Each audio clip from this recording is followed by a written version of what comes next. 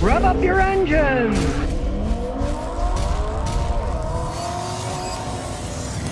Well, Nissan CEO Makoto Uchida is stepping down. He's quitting the race, right? Well, something was going to happen from the fallout between Nissan and Honda. There was the big deal where, Nissan and Honda are going to merge, but it turns out Honda was being kind of sneaky, I guess, and they didn't really want to merge with Nissan. You can be our subsidiary. Nissan can be a subsidiary of Honda. The Nissan guys, no, we don't want to be a subsidiary. So the whole deal went down the toilet. So now the CEO of Nissan, his head is at the chopping block, and he is stepping down, as they say, right?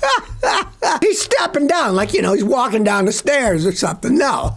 If he was the head of it and that deal didn't go through, somebody's head has to roll, right? The funny thing is, though, their chief planning officer is the guy who's taking over as the CEO. Well, if he's the chief planning officer and they planned this merger with Honda that didn't go through, I think they should get rid of him, too. Get all their, make it like the French Revolution, Get rid of all the heads that were running into the giant mess, right?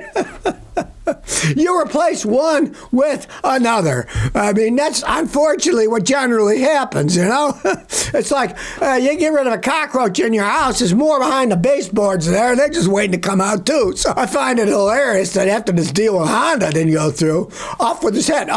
Now he's gone. This will be Nissan's fourth CEO in 8 years. So every couple of years they get a new CEO. What the heck? We don't need to plan this stuff. They're starting to sound like an American company. It used to be the Japanese plan decades ahead. Well, Nissan, no, they're not a very good Japanese company because they're barely planning 2 years ahead. Then they get another head. Hey, I bet old Carlos Ghosn is laughing his butt off. You don't remember him. He was the head of Nissan, right? And then they were going to put him in jail in Japan, and he snuck himself in a box and went back to, Lebanon, someplace in the Middle East, right? Well, Trump now says that the U.S. economy is in a transition as the trade war escalates. Well, what we're transitioning, it looks to be like the stock market's starting to go down quite a bit. Went down 900 points the other day. And now, you know what they call it? They call it a correction. How come when the stock market goes up, the stock market's booming, it's going down, but when it drops down, well, that's just a correction there, son. It's just a correction. Well, the whole thing needs a correction because it's just fantasy. Look at Elon Musk's Tesla. That's a total fantasy, the value of the stock, and now it's starting to come down, but it's still way over what it should be. Anybody uses their common sense who's buying these Teslas. Not that many people anymore. They're overpriced. His Tesla Cybertruck was a massive failure, right? And now people are finding out that the stock market is starting to get jittery because if you start shaking things up, stock market likes consistency. It doesn't like unknowns. As I said over and over again, the stock market is just a cycle of booms and busts. And decades ago, the booms and busts came many years apart. Now they come a lot closer together. And it's been booming for too long for no reason. It's not like Americans are creating things that are revolutionary and the factories are going full bloom. No, they aren't. They're pushing it all into what? Cyber coins and AI, stuff that you really can't say concretely is here it is, here's what it's worth. That's all fantasy too. Yeah, you're going to see these AI stocks, they're going to plunge just like back in the day, decades and decades ago, when the stock market collapsed and they blamed it on the dot-com bust, right? Well, this is going to be the AI bust. Artificial intelligence, yes, it is. It's artificial. It's not real. Therefore, when it's supposed to be in the real world, gee, there's nothing really there. Oh, yeah, I guess it wasn't worth that much money. Well, now stuff is coming home to roost that, yeah, the stock market is kind of a fantasy. Well, I was warning you not to buy battery electric cars. Well, Volkswagen and Audi are recalling about 14,000 cars now, and they're all battery electric cars because they might lose power while driving. And it's not what you think. It's not the big giant electric battery. It's the little 12-volt battery. If you don't know that much about electric cars, they can't run your electric car purely on the big giant, say it's an 800-volt battery, right? They can't because you'd be electrocuted when you touch the door handle. So everything is run and started up with the little 12-volt battery. The 12-volt battery is charged from the big giant battery. But turns out Volkswagen screwed up with the circuitry in the transformer transformer that takes the 900 volts or whatever and puts it into the 12-volt battery.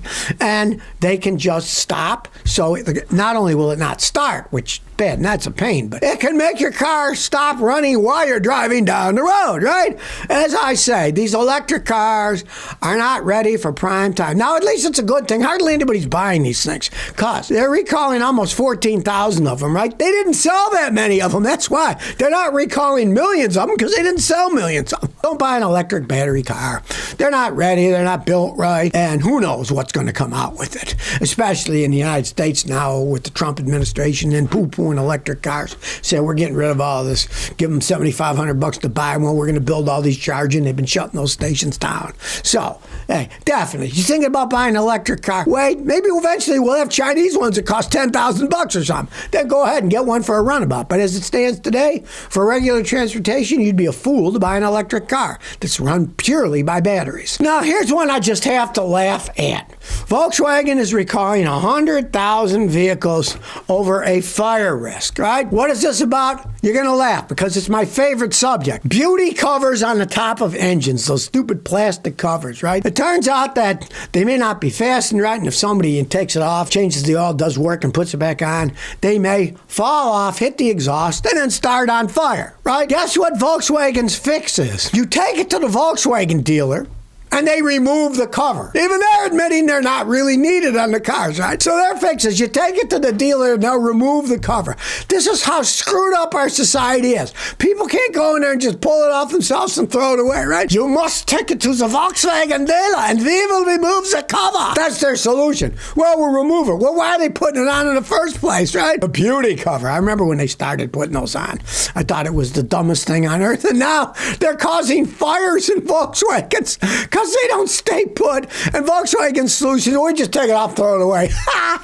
What a solution. For me, you might as well throw the whole car away. I think Volkswagens are junk these days anyways. Truthfully, in the last 20 years, I don't have a single customer who bought a Volkswagen and bought another one. They all said, it was a terrible vehicle. Some said, we loved it the first couple of years, but then all the plastic started breaking, and it cost too much money to maintain. The check engine light kept coming on, right? So, hey, when their solution is, well, this part of the car's bad, we'll just take it off, throw it away. Hey, I got a better idea. Just throw Volkswagen out of the way when you're looking to buy a car. Don't even think about getting one. Don't say it's so, but it is so. U.S. stock market lost $4 trillion. And of course, they want to blame it on Trump. He's putting those tariffs and shaking them. Now, maybe Trump is the guy who stuck the needle in the balloon that made the balloon blow up. But the balloon was already extremely bloated. And it was a matter of time that something's going to make it pop. It's the old boom and bust. That's booming up and it's going to bust at some point in time. The stock market was last month at all-time high. Forever, right? And it can't just keep going up and up. Everybody thinks in these capitalist economies, if it can keep growing and growing and growing. No, you can't. Eventually it blows up. You don't have enough money to keep putting more money in because you've got all the money and everybody's greedy thinking, I'm making money doing nothing. Look at me. Look, I bought Bitcoin. It went up to $100,000. Blah, blah, blah, blah, blah. Well, Bitcoin's now at $81,000 and it went up to $100,000. And it's coming down now too. It's just fantasy. It's just a belief. When people stop believing, hey, things can go south really fast. It's not based in what it used to be that you invested your money in a company. Company took the money and they made things better. Now everybody's just gambling. Will that go up? That go down? Oh, it's just gambling. You might as well go to Las Vegas and put your money in the stock market these days. It looks like you're doing good, but as usual, almost everybody who leaves Las Vegas leaves with empty pockets. But at least they had a good time, you know? Now, here's the hypocrisy, what goes on in the business world, right? Morgan Stanley's Jonas, one of their big advisors, right? He says, buy Tesla on the dip because the shares are going to rally 90%, right? Well, do they tell you the truth? Okay, Morgan Stanley, that same company, right? They own $18,159 million worth of Tesla stock. So they're telling you, oh, it's down now, but buy it. It's going to come back up. These things should not be allowed, right? They own $18 billion worth of the stock, Morgan Stanley, and then they go and say, yeah, their guys say, oh, yeah, it's a great buy. Buy it on a dip, right? That reminds me, I had customers who worked for Enron when I lived in Houston, right? And they were telling me that when Enron was collapsing and the stock was under $1 a share, the CEO of Enron at the meeting was telling the people, yeah, buy it now. It's a deal. It's under $1. Real deal. It'll come back. And of course, it went to zero. And people lost all their money, right? Shows you what a facade the stock market is.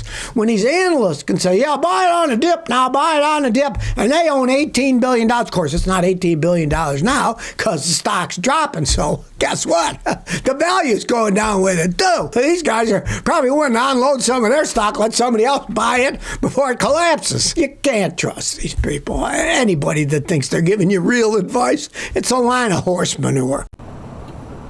So if you never want to miss another one of my new car repair videos, remember to ring that bell.